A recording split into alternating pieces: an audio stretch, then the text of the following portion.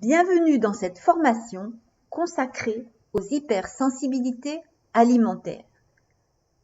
Dans cette vidéo, nous allons voir qui est concerné et pourquoi c'est important. Parlons tout d'abord des pathologies chroniques au cabinet. Je vous propose de prendre l'exemple de Martine, 44 ans.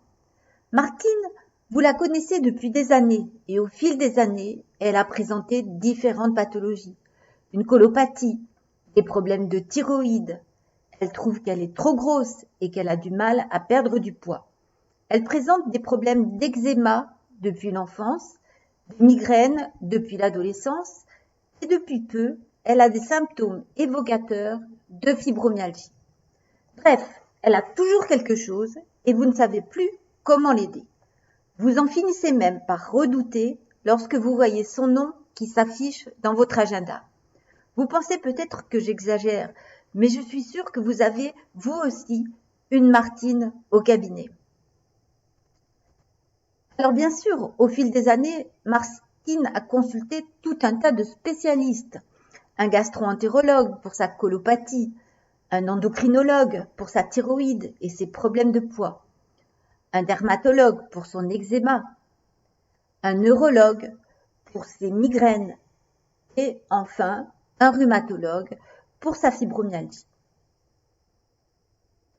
Et chacun de ces spécialistes lui a donné un ou plusieurs médicaments avec plus ou moins de résultats et plus ou moins d'effets indésirables. Et malgré tout, Martine, elle se sent de plus en plus mal. À tel point que vous, en tant que thérapeute, vous finissez par vous poser la question et si tous ces troubles avaient une origine commune? La réponse est oui, vous avez parfaitement raison.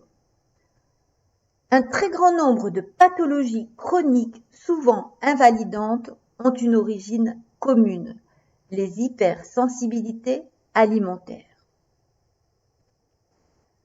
Dans une autre vidéo, nous verrons les mécanismes en jeu, la perméabilité intestinale et l'inflammation chronique. Mais pour l'instant, je vais vous parler de toutes les pathologies dans lesquelles une hypersensibilité alimentaire peut être évoquée.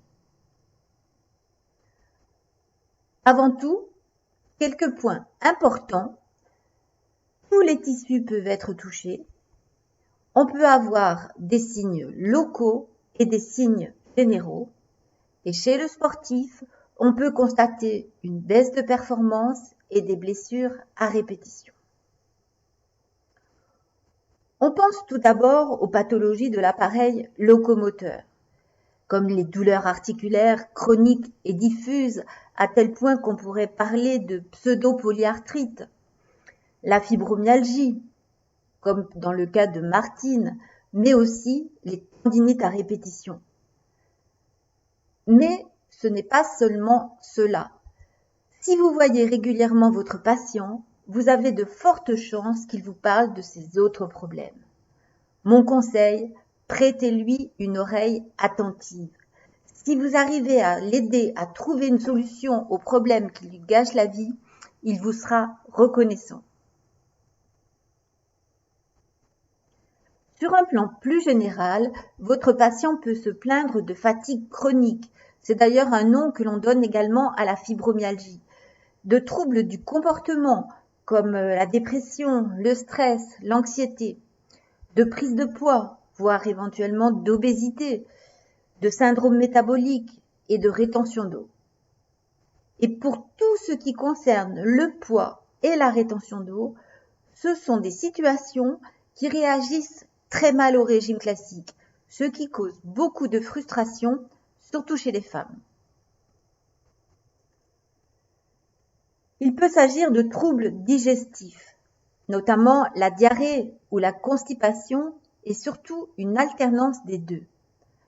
Des ballonnements, des nausées, un syndrome de l'intestin irritable et également des problèmes de malabsorption responsables de carences, notamment de carences en fer ou de carences en zinc.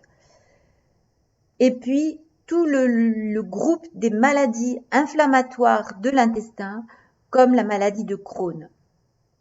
Dans une autre vidéo, je vous parle du rôle clé de la barrière intestinale.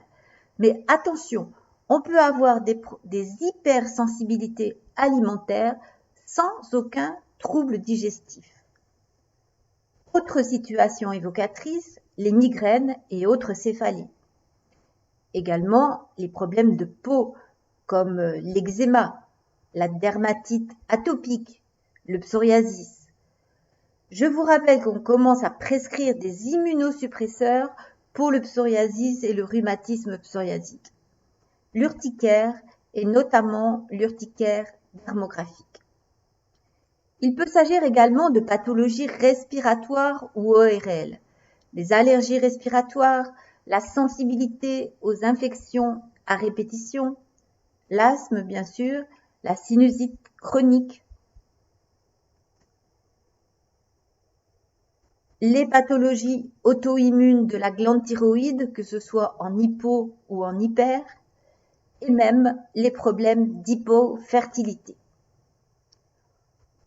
Concernant le sportif, et on y reviendra dans une autre vidéo, on peut avoir des problèmes de perte de puissance, de baisse d'énergie, des blessures à répétition ou des tendinites chroniques.